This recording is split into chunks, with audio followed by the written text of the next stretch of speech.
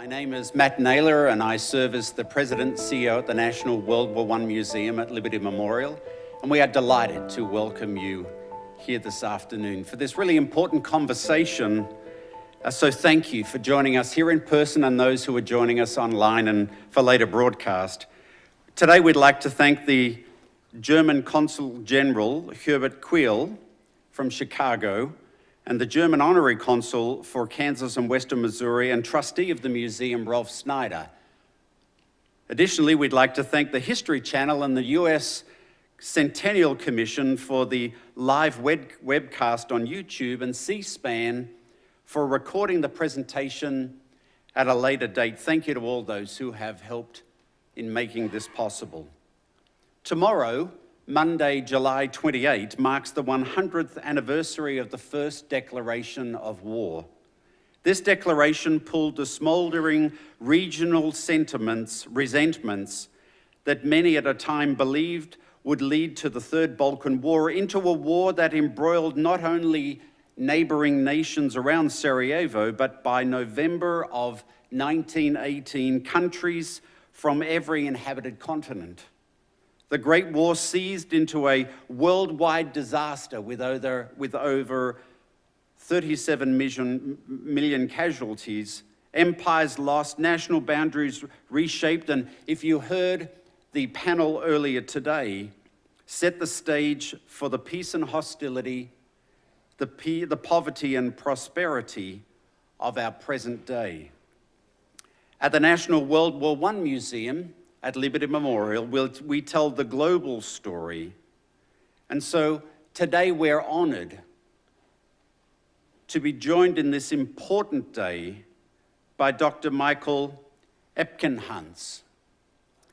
You'll enjoy what he has to say for us. He brings with him, I think, tremendous experience, and it's fitting for us to have him, the Director of Historical Research at the Center of Military History and Social Sciences, or the Chief Historian for the German Armed Forces is another way of describing his role. A commander in the German Navy, has been involved in research and written widely on German and European history in the 19th and 20th century, with his main field of research being German military history before, during, and after World War I.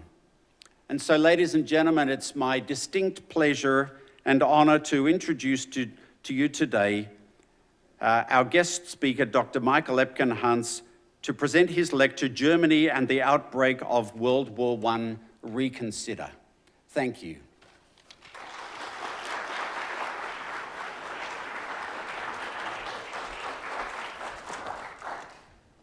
Thank you very much for your kind introduction, ladies and gentlemen. It's a great pleasure for me to be invited here and to have the opportunity to give a talk on Germany's role at the beginning of World War I and its impact upon future history. Here you can see three of the decision makers on the left-hand side. It's the German Emperor, the last German Emperor, Wilhelm II, the so-called Kaiser. In the middle, the man with the garbled beard is Alfred von Tirpitz. He used to be the founder of the German battle fleet. And on the right-hand side, you have the chief of the General Staff, Helmut von Moltke the Younger. Almost exactly 100 years ago, the last week of this month was a week of increasing tensions. Now, it seemed that the assassination of the Austro-Hungarian heir to the throne, Francis Ferdinand, and of his wife at the Bosnian capital Sarajevo on 28 June seemed to end in a great conflagration. For many people, this seemed a somewhat strange turning of events. Many had regarded the murder of Francis Ferdinand as a horrible criminal act. But since nothing had followed from this, they had enjoyed their holidays if they could afford them, in the mountains, in the countryside, or at the seaside. And even if they could not afford going on holiday, they had at least enjoyed themselves in the beer gardens. Many politicians had done the same, unless they had been occupied by serious matters like the crisis in Ulster, strikes in Moscow, or the forthcoming murder trial of the wife of a former French prime minister. Without realizing this, they had, however, been living in the eye of a storm which soon was to break out and change both their own lives as well as the political landscape in Europe and further apart. The question why this crime, however horrible it had been, had such disastrous consequences has been a matter of debate ever since. From the July crisis onwards, politicians and historians in every country involved tried to put the blame on their adversaries, arguing that they had only wanted to defend their respective country. In 1919, in the Treaty of Versailles, the Allies, without further examining the origins of the war, simply decreed that Germany was the only culprit to blame. Accordingly, Germany had to pay for whatever damage its armies has caused. Scholarly debate has developed in a different way, especially since the late 1950s. However, since the so-called Fischer debate, a German historian, historians had unanimously agreed upon that Germany was probably to a very great degree the nation which had to be held responsible for the so-called seminal catastrophe of the 20th century, as US diplomat and historian George Epkenhans had called it.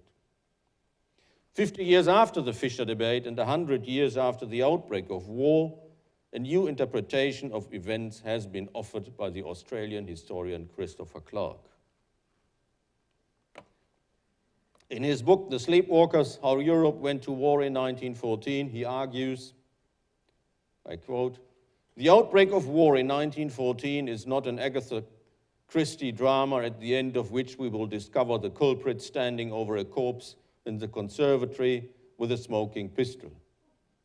There is no smoking pistol in this story, or rather, there is one in the hands of every major character. Viewed in this light, the outbreak of war was a tragedy, not a crime.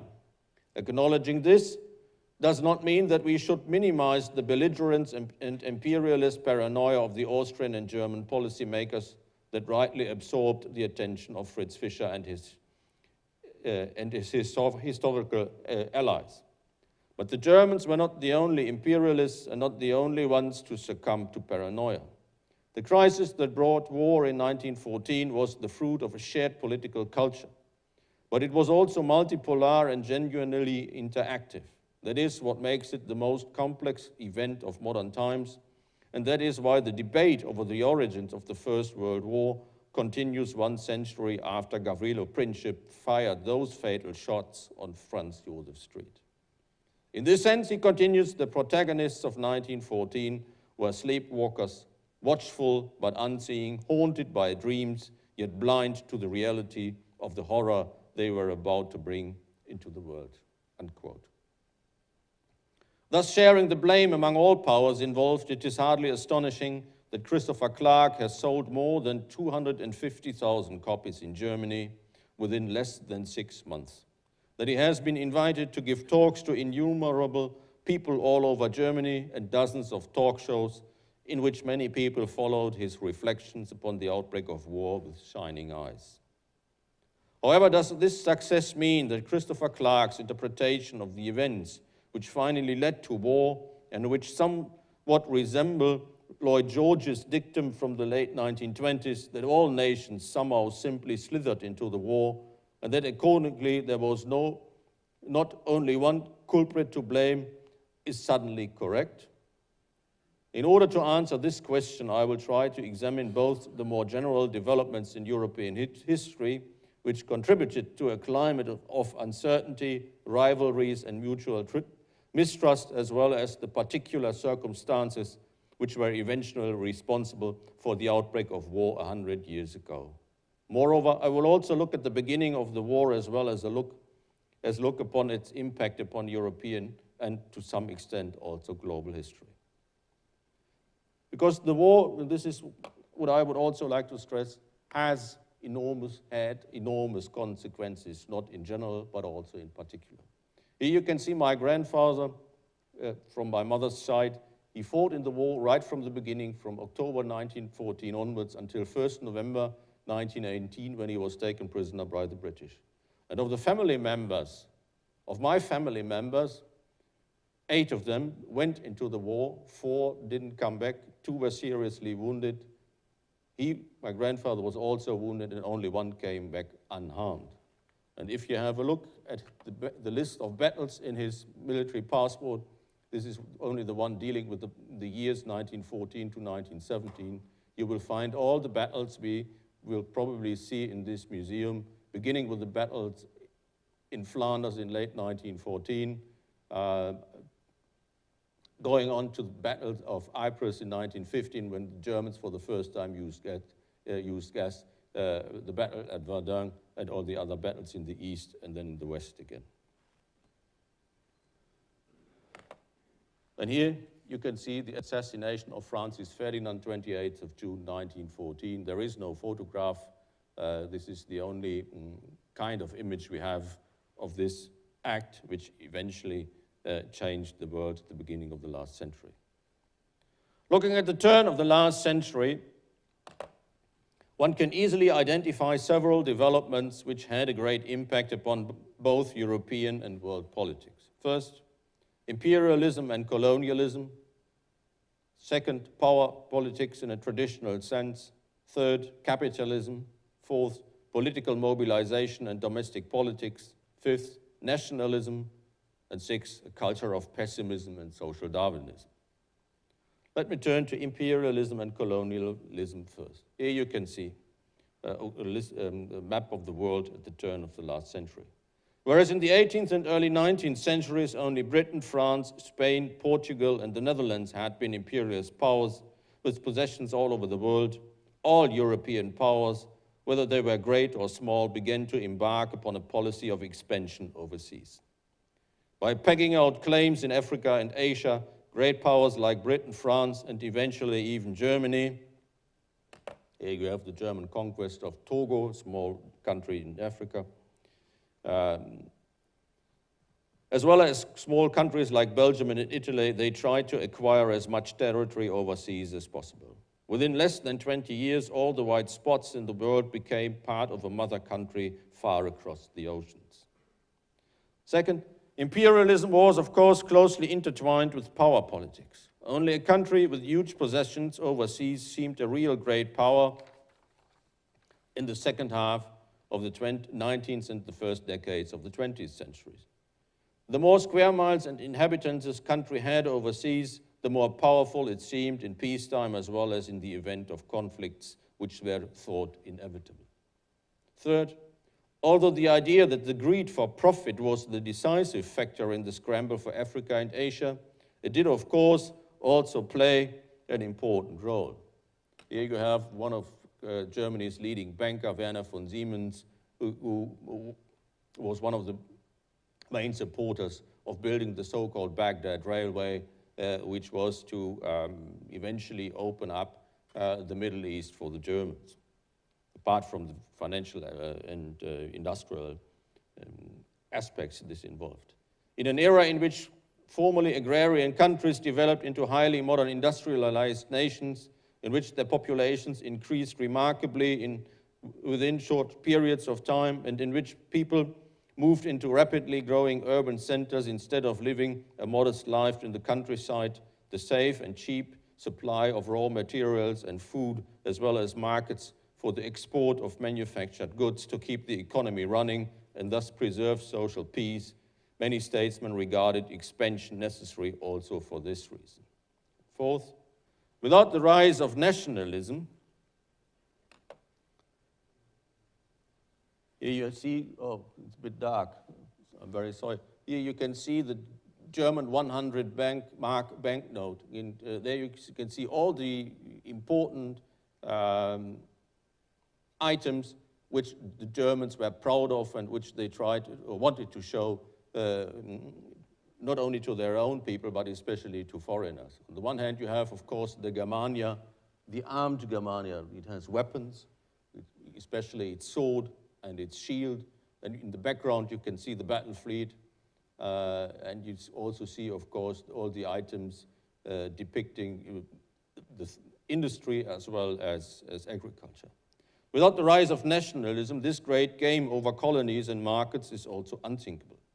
Being proud of their own achievements as a nation, not as individuals, many contemporaries were deeply convinced that these achievements had to be rewarded. Talking about the rise of nationalism, however, also means to mention at least its interrelationship with political mobilization and domestic politics.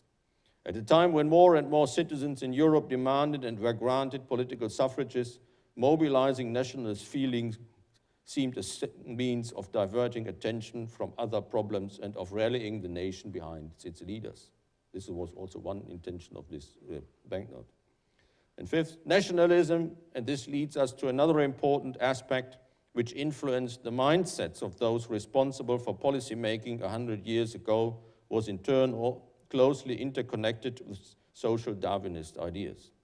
A Greater Britain, a Greater France, and a Greater Germany seemed guarantees that these nations would not belong to the dying nations, of which Lord Salisbury, British Prime Minister, had spoken in the 1890s, but to the living nations which would still exist, be powerful, and thrive in the 20th century. And six, the social Darwinist interpretation of developments was in turn interrelated with the deep-rooted cultural pessimism in many intellectual circles. They believed that industrial capitalism and the bourgeois age were bound to collapse under the weight of their inner contradictions. In their eyes, European civilization as a whole was rotten and heading towards the rocks. Though these intellectuals were by no means able to prepare for or even unleash a great war, they contributed to a mood which let war seem as a purge from the deficiencies and unwelcome developments of the modern world, as Thomas Mann, a famous German novelist, called it when war actually had broken out. None of these developments alone, however, would inevitably have led to the Great War. However, taken altogether, these developments helped frame a mindset which directly or indirectly deeply influenced the thinking and the decision-making of those responsible for politics at the turn of the last century. So taking these developments as the background of what was happening around the turn of the century, what was the most disturbing factor which eventually derailed the course of European politics? Unfortunately, it was the German Empire. In many ways, this empire was a latecomer. After the collapse of the Holy German Empire in 1806, due to French pressure, and the establishment of only a loose confederation of 42 states in 1815, a modern nation state was only founded in 1871. And you can see this, and please keep this in mind because we will see a similar slide later on. This is the Hall of Mirrors at the Palace of Versailles, where the German Empire was proclaimed during the Franco-Prussian War in 1870-1871.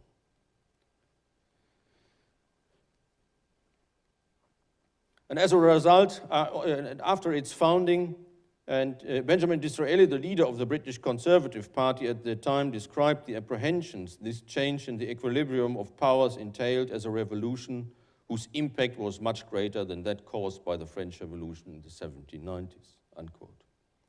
Being aware of the inherent dangers of this position, Germany's Iron Chancellor, Otto von Bismarck, had, however, steered a careful course between the European great powers.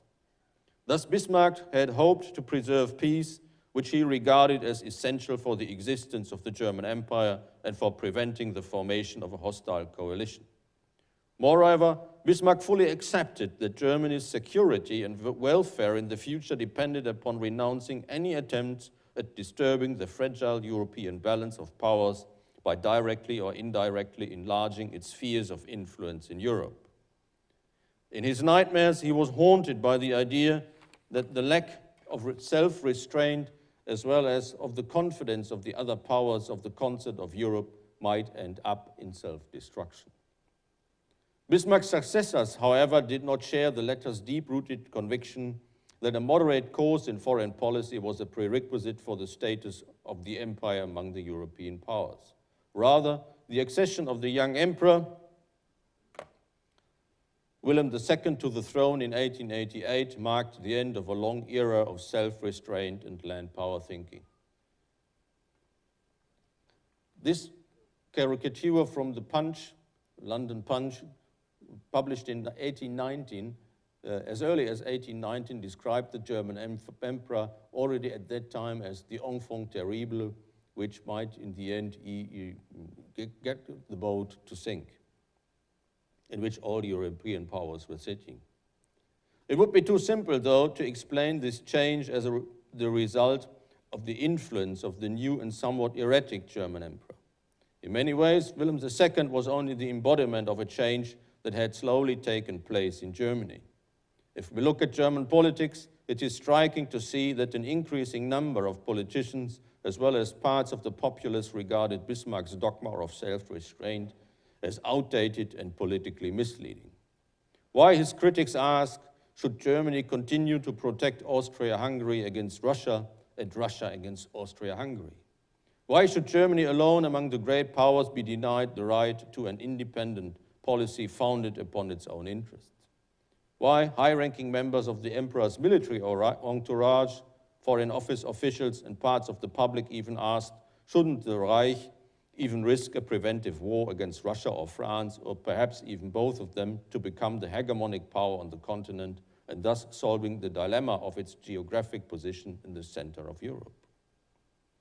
In the eyes of the anti-Bismarck front, the foreign policy of the Iron Chancellor seemed static, unable to adapt to the fundamental changes that were taking place at the same time. As a result, Germany was about to lose the advantages of its political, economic, and military strength. Moreover, following Bismarck's conviction of Germany's role, both in Europe as well as in the world, might eventually even mean the beginning of a decline instead of a further increase of power and political influence, progress, and wealth, and not to forget of political stability at home. If we look at the facts that the demise from the policy of the aging Iron Chancellor seemed compelling, though at first sight only. First, the world had indeed begun to change. The whole international system was in a state of flux. In the 1870s and 80s, as a result of Bismarck's diplomacy, which had somehow integrated all other European powers into a system of overlapping defense alliances to Germany's advantage, France had been isolated. Developments in the Balkans, however, had helped to slowly drive a wedge between the empire and its most important allies, Russia and Austria-Hungary. Against this background, the decision of Bismarck's successors not to renew the so-called reinsurance treaty between Germany and Russia in 1890 seemed logical, for it eventually somehow seemed to make things easier. Second, whereas Bismarck had at least tried to find new allies, his successors preferred not to tie their hands. They felt confident that, on the one hand, Germany was strong enough to deter any enemy and to withstand any coalition. On the other hand, in the eyes of the most important decision makers, the disadvantages of entering a new alliance either with Britain or with Russia outweighed the advantages of a policy of independence and military self-reliance. An alliance with Britain would have meant to renounce further colonial expansion.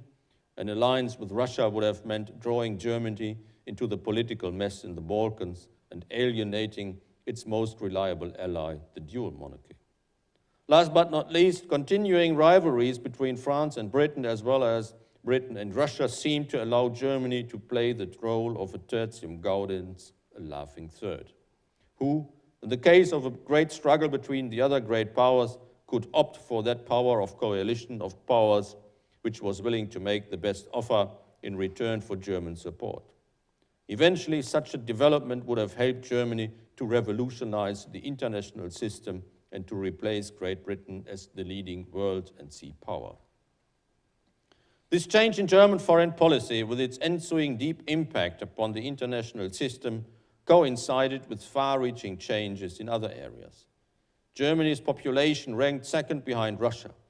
It had risen from 41 million in 1871 to 57 million in 1900, thus by far exceeding that of Britain, which had 41 million, and France with only 39 million at the same time.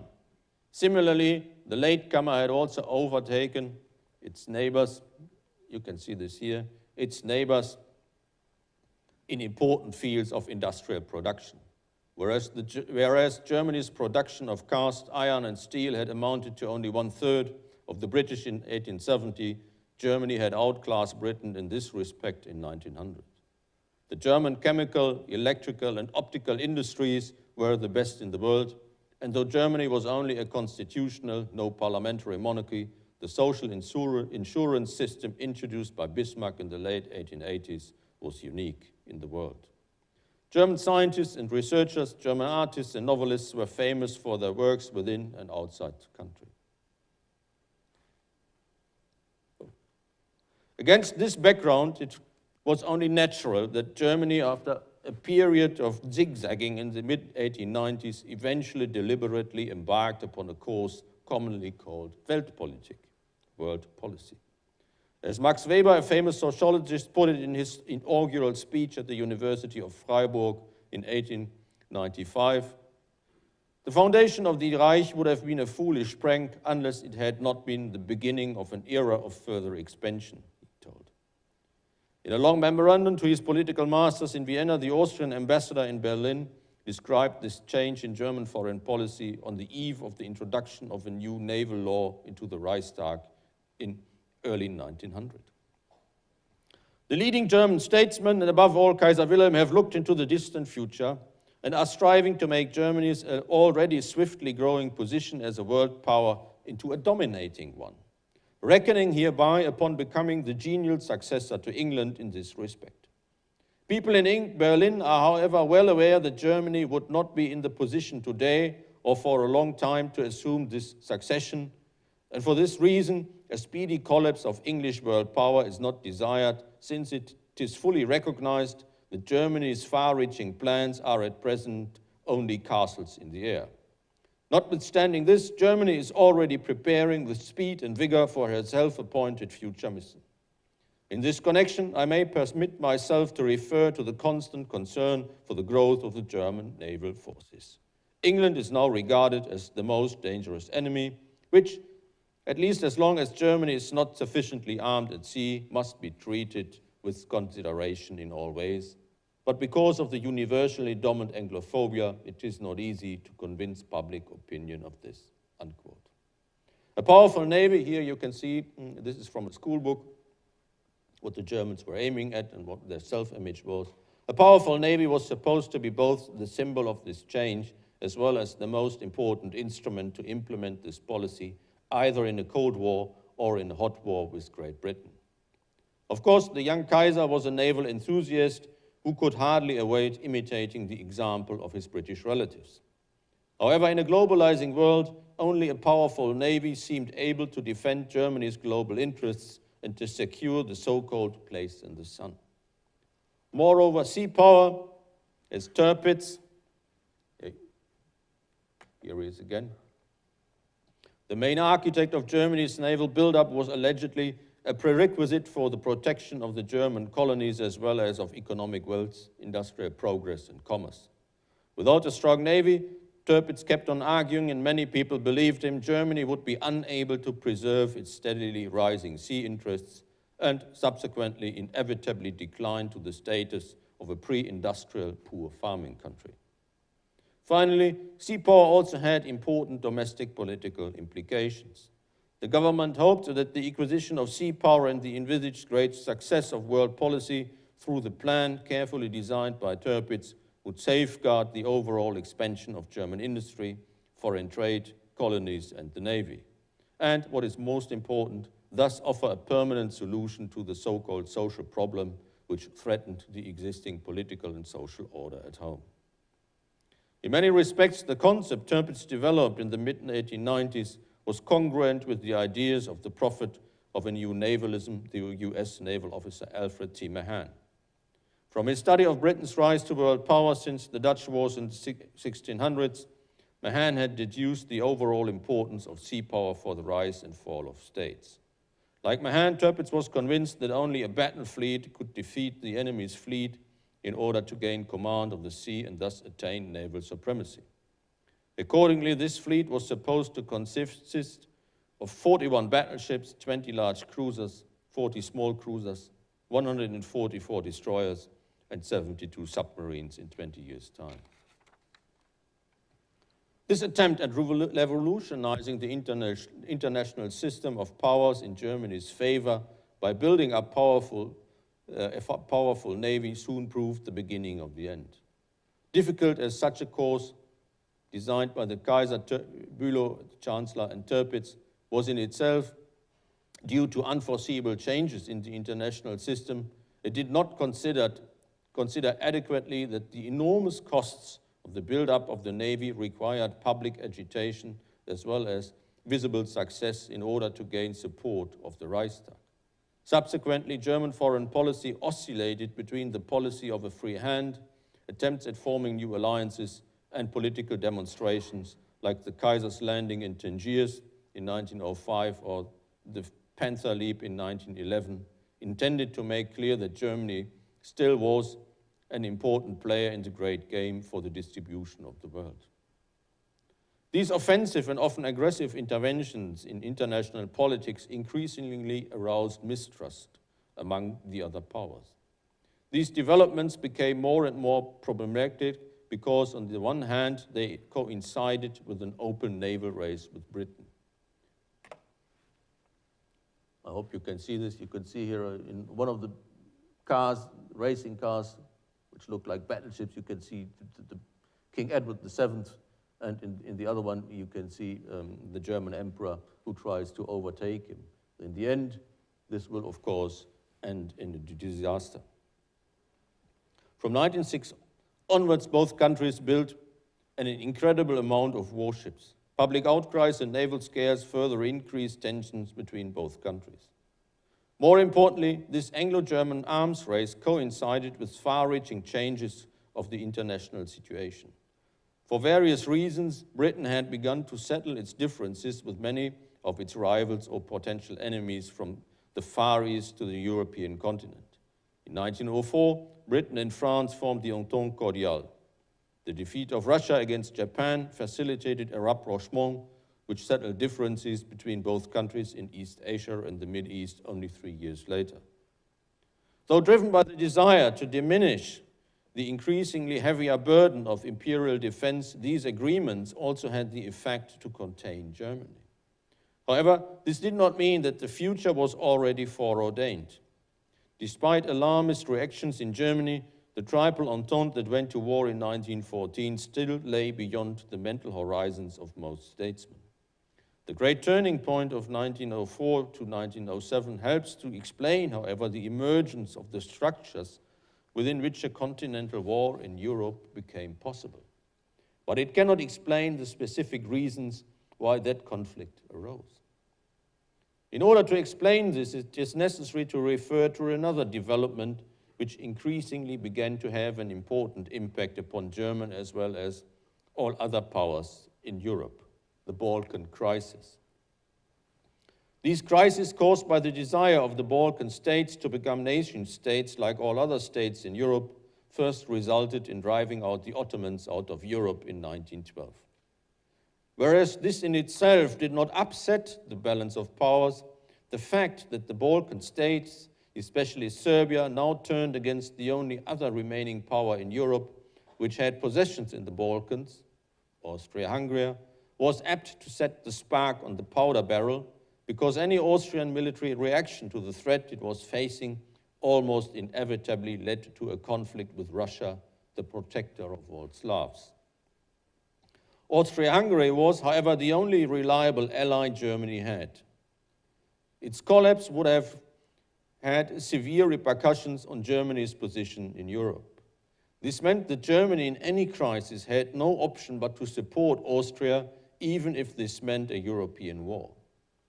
Realizing this, as well as Germany's failure to achieve success in world policy, the nation's decision-makers had decided in 1912 to strengthen its position on the continent by increasing the German army twice within 2 years. This in turn caused an arms race on the continent with effects which were even more disastrous than the Anglo-German naval arms race. In spring 1914, Germany's decision-makers faced a difficult international situation. On the one hand, relations with Great Britain seemed to improve. After many years of increasing tensions, the naval question almost played no role. Moreover, as a sign of goodwill, in June 1914, a British squadron for the first time in 10 years came to Germany to take part in Kiel Week. 2 agreements about minor colonial questions, the future of the Portuguese colonies and the Baghdad Railway, were also ready for signature. Astonishingly enough, even one of the hawks in the British Foreign Office, Arthur Nicholson, shared this opinion. Quote, "Since I have been at the Foreign Office, I have not seen such calm waters." On the other hand, several events and developments seem to indicate that Germany's security dilemma was increasing. France and Russia were obviously intensifying their efforts to strengthen their military position towards Germany. The new 3-year law in France and Russian plans to improve its railway system in its western provinces in order to accelerate the mobilization of its army should be mentioned here. Moreover, reports from a German spy in the Russian embassy in London nourished the feeling that the Triple Entente was on the verge of becoming a real alliance aiming at containing Germany. Since Austria-Hungary was almost helplessly entangled in its domestic troubles, more and more decision makers came to the conclusion that Germany's future seemed bleak.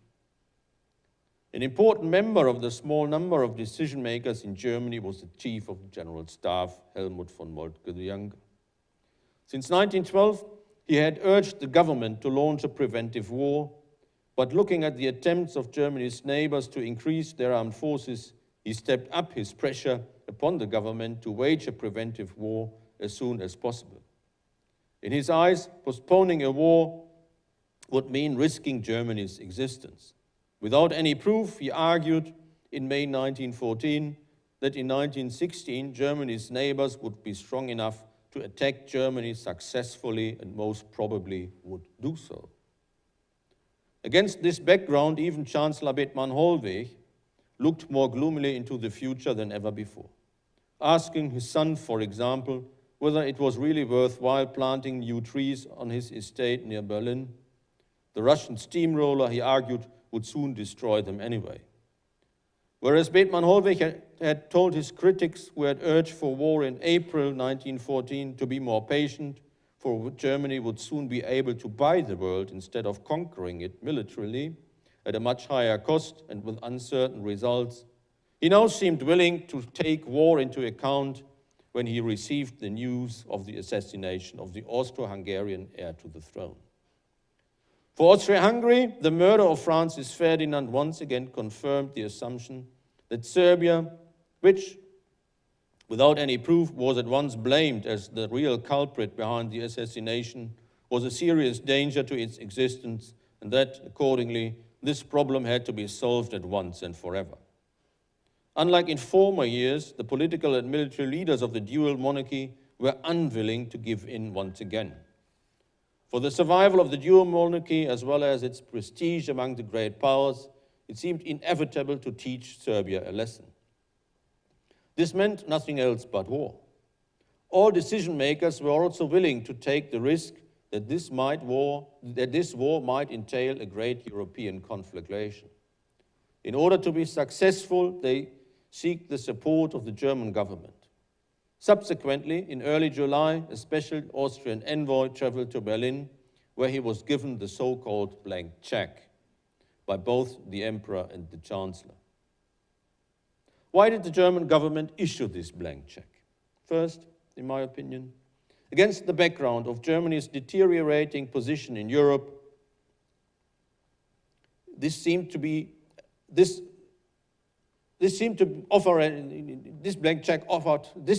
seemed to offer an almost golden opportunity to turn the tide. In contrast to former crises, Germany was not involved directly. Instead, it only wanted to support an ally who rightly wanted to take revenge for the murder of its heir to the throne and, once and for all, give a response which was supposed to have a lasting effect. Second, a local war in the Balkans would not only help Austria to contain Serb irredentism, but also stop the latter's steady decline as a great power. This, in turn, would have strengthened Germany's position as well towards the Entente. Third, a victorious local war in the Balkans would also help to reduce the influence of Russia as well as of France on Austria's doorstep. Fourth, moreover, if Austria beat Serbia without the Russians coming in to their support, Pan-Slavism would also suffer a severe blow. Fifth, if Russia shied at intervening on Serbia's behalf for fear of fighting alone, this would be a diplomatic setback, which in return might lead to a crisis of the Entente and thus help enlarge Germany's political freedom of movement. And sixth, if Russia, however, opted for war to support the regicides in Belgrade, the German government was confident to win the Great War, which this decision would entail, even if Great Britain, whose position seemed unclear, would eventually enter into this war on the side of its Entente partners. The last option was indeed a worst-case scenario. However, the German government was confident, or at least clung to the idea, that the Russian Tsar, due to the latter's deep-rooted fear of a revolution, would not support the assassins of a fellow monarch and thus allow Austria to take revenge. However, events soon proved that this notion was nothing but wishful thinking. First, if at all, this strategy was only feasible if Austria acted at once and declared war upon Serbia before the shock about the assassination had faded away and been replaced by sober power political considerations. And second, more importantly, why should the Entente powers, whose position in Europe towards the dual alliance in general, as well as in the Balkans in particular, had very much improved in the years before, allow Germany and Austria to exploit a local conflict to their advantage? Unfortunately, German decision makers never really calculated these risks. Instead, they tried to push the Austrians to confront Belgrade with an ultimatum which the Serbian government could not accept.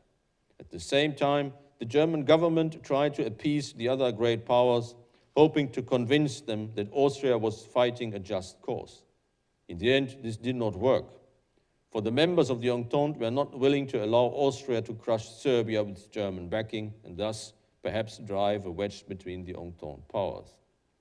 The fundamental dilemma of these developments was the fact that all decision makers at some point had to decide whether and when they would order mobilization in order to back their political strategies with military force. Austria's decision to reject Serbia's answer to the ultimatum and to attack Serbia caused Russia to order partial, soon general mobilization. This in turn prompted the German government, here we have the German emperor, and the quotation is from his most famous speech he ever gave, from the most famous speech he ever gave, the one from the balcony after declaring war upon Russia. And this in turn prompted the German government to mobilize its army and its navy as well. More importantly, in order to fully exploit the advantages of its military strength, the German government declared war upon Russia and France. At the same time, it sent an ultimatum to the Belgian government demanding free passage through its territory. The famous Schlieffen Plan,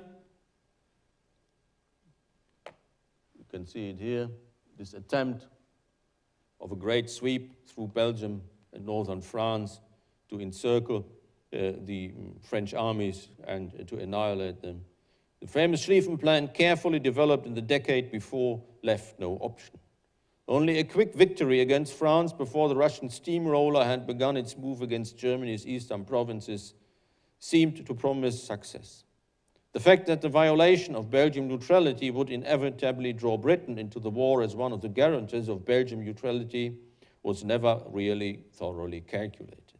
Moltke, the chief of staff, used to argue that the Prussian police would be sufficient to arrest Britain's 100,000-man army. The Chancellor hoped that Britain would stay out of the war at least long enough until important decisions on the battlefield had fallen. Sooner than expected, all hopes connected with the decision to unleash a European war proved wrong.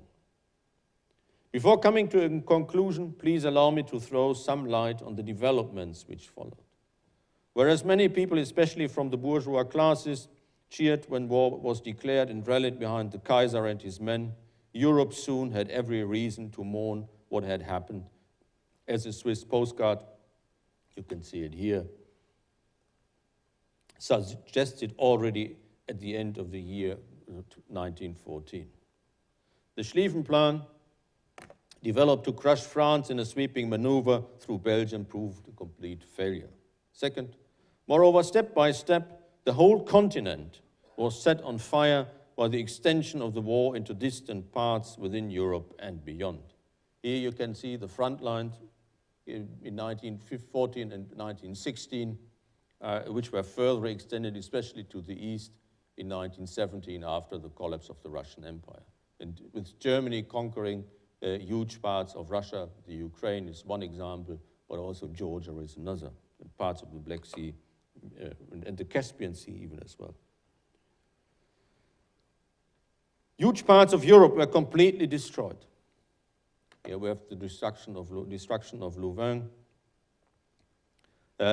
In France and Belgium alone, roughly 1,500 towns and villages simply vanished in the fire of heavy artillery. It is, however, only fair to admit that parts of eastern Germany were also destroyed when the Russians came in early 1914.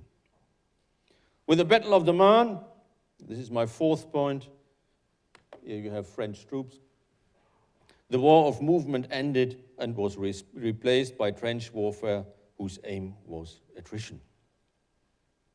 This is trench warfare. Well, I'm here in the museum, probably you have a lot of images dealing with this. In this war of attrition, new weapons,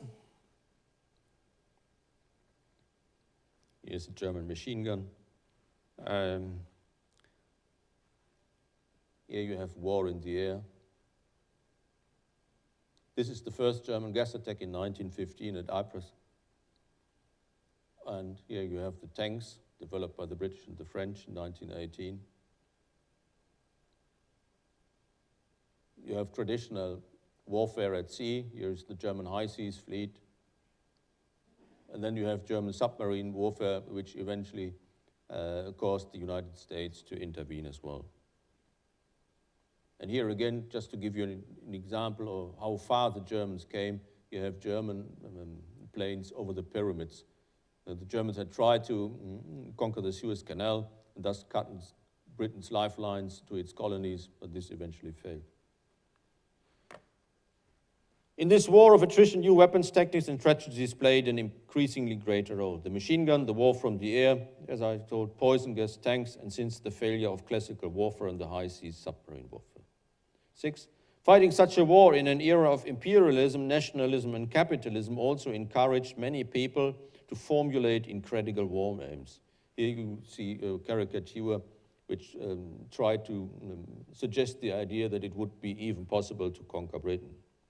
Well, by achieving them, they hoped to improve the position of one's own power in the world in every respect. 7th, powers which proved unable to be successful, however, soon faced serious domestic problems. In this respect, the First World War gave rise to a number of revolutionary movements. Here we have the revolution in Russia, which soon swept away old monarchies and established new political and economic systems with, as we all know, disastrous consequences for the later course of the 20th century, at least in parts of Europe. But we also had a revolution in Berlin.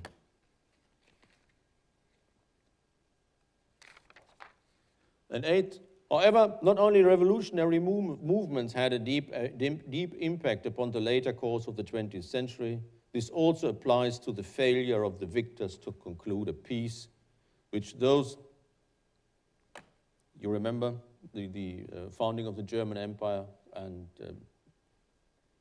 the Treaty of Versailles was signed at the same place.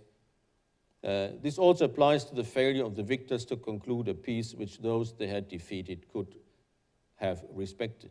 Unfortunately, this proved impossible after a war which had been fought mercilessly, in which more than 10 million soldiers had lost their lives and many more had been wounded, in which huge landscapes had been devastated, and in which millions of civilians had lost their homes or had become victims, and in which whole economies had begun to face bankruptcy. And here we have, of course, revenge as one of the answers from the German point of view. Conclusion. First, in my opinion, there can be no doubt that Austria and Germany have to bear the greater share regarding the responsibility for the outbreak of the war. They were determined to launch a local war in the Balkans, fully aware of the fact that this might also cause a European, if not even a world war. Second, when they decided upon this policy of political brinkmanship, they had, of course, only a vague idea of what kind of war they were risking. In the event, instead of being an almost surgical strike, the war turned out to be an almost total war, which soon included all societies in which was fought in many parts of the world. Third, they also had no idea of the consequences this war might have. It destroyed 3 empires, the Ottoman, the Russian, and the Austrian, without establishing a new stable order. It threw many parts of Europe into decades of revolutionary turmoil and civil war, thus supporting the rise of fascism, not only among the losers, but also the victors of war. Italy is the best example. It destroyed flourishing economies, which took years and American money in the 1920s to recover slowly. It destroyed the confidence among European politicians and many others for decades, a very important point from my opinion. And most importantly, it destroyed the lives of millions directly or indirectly. The almost complete manhood aged between 20 and 40 years had almost been wiped out in many countries. It took those who survived and their families years to overcome these experiences. Unfortunately, at least in Germany, too few were willing to learn from it. Instead, they thought that a new war remedying the results of one lost before might open up a bright future. This conviction proved to have even more disastrous results than the one they had lost before. But this is another story. Thank you very much.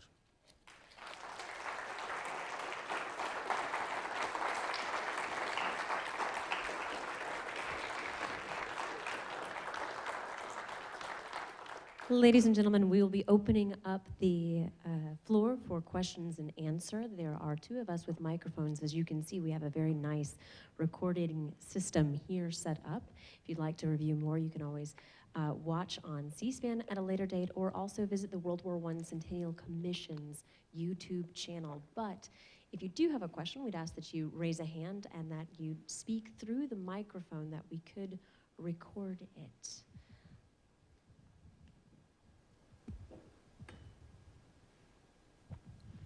Thank you for being here.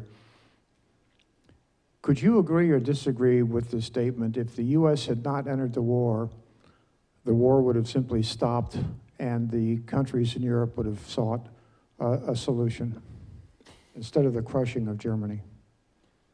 I have doubts about this. I think the war would have went on, they might have been exhausted, but the Germans as well as the Allies, they were really willing to fight the war until the very end, because from their point of view, they simply had no other solution. And the American entry into the war only accelerated the pace to make an end to war. I'll ask this question. I don't know how you want to respond, but I don't know if you're familiar with I read the most recent issue of The Economist, which mentions that, of course, the sleepwalkers is being, as you began, widely read in Germany these days. And then The Economist goes on to say that the real question, though, for us today is where's Germany's position of leadership in the world today, given the background of the previous century, given current circumstances.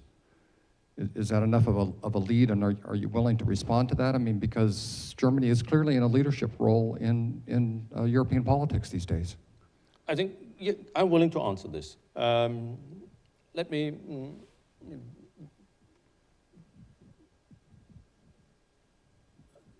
give you one thought.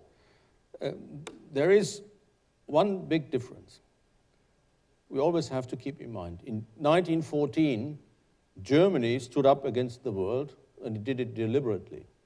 Today, Germany, which already at the beginning of the last century could have bought the world instead of conquering it, now is willing, perhaps, because it has learned its lesson in history, to fight for a word, or to preserve a system, an economic system, a social system, and an international system together with its allies. And this is something I think we will never forget.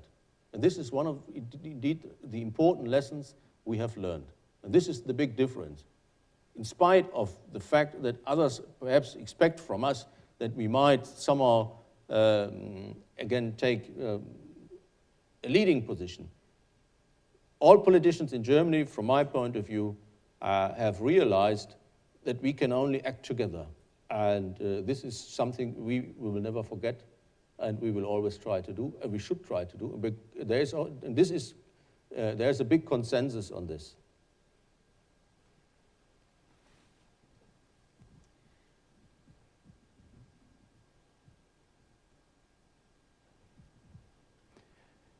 Earlier, you talked about how Kaiser Wilhelm II sort of abandoned Bismarck's strategy in towards the end of the 19th century.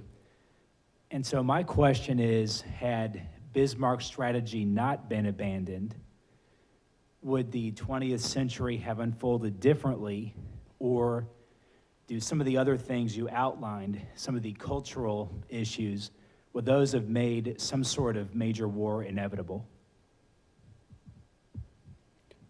I think it would. Because a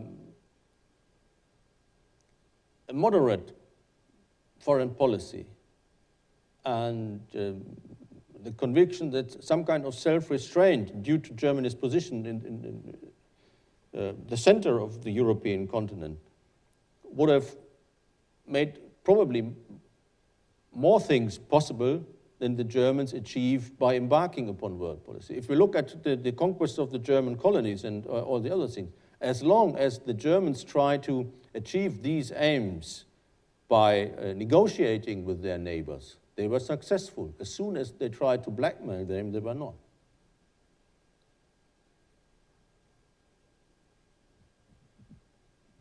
Those might be the words that we end on today. And if I might repeat a statement that you made at the end of our commemoration here with our public programs for the centennial, the outbreak of the centennial of the war, we would hope that all political leaders learn that it is negotiations and acting together that will continue to lead us forward well into the 21st centuries.